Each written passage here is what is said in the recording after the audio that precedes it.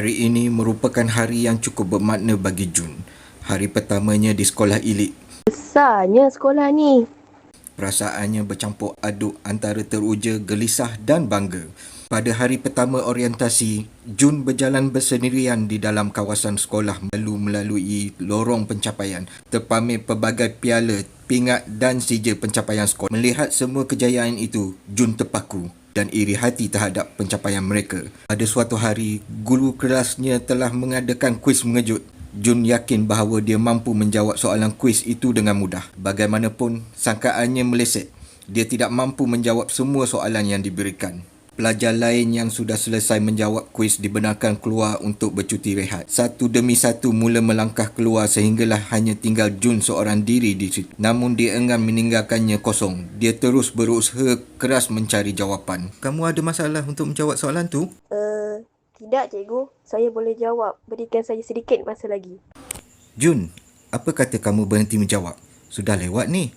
Nanti kamu tidak sempat makan pula. Baiklah, cikgu. Ketika sedang berehat seketika di atas katil, dia bingkas bangun lalu menyambung pelajaran di meja belajarnya.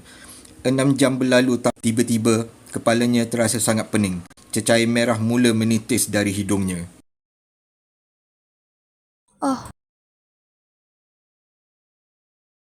Cikgu Hanif membuka pintu lalu melangkah masuk ke dalam kelas dan meletakkan buku-bukunya di atas meja guru. Sesi pembelajaran berjalan seperti biasa. Bagaimanapun, terdapat beberapa bahagian topik yang sukar difahami oleh Jun. Jun dapat mendengar setiap baik kata yang keluar daripada mulut rakan sekelasnya itu. Namun dia diselubungi rasa takut. Wajahnya kelihatan berkerut-kerut. Walau pandangannya tertumpu pada buku teks, fikirannya sudah melayang jauh. Jun? Suara cikgu kedengaran sayup-sayup di telinganya. Ya, saya. Jumpa cikgu selepas tamat kelas nanti. Sesi pembelajaran bersambung semula. Cikgu Hanif meneruskan pengajarannya sehingga tamat. Selepas loceng berbunyi, Jun berjumpa dengan Cikgu Hanif di bilik guru lelaki. Semasa saya mengajar tadi, kamu tidak suka subjek ini atau kamu ada masalah lain? Maafkan saya, cikgu. Saya rasa penat sedikit. Kalau ada masalah, dia kepada cikgu. Jun kelihatan ragu-ragu, namun dia akhirnya memberanikan diri untuk meluahkan segala-galanya. Saya rasa saya tak mampu bersaing dengan rakan sekelas yang lain. Jun menangis teresak-esak di hadapan Cikgu Hanif.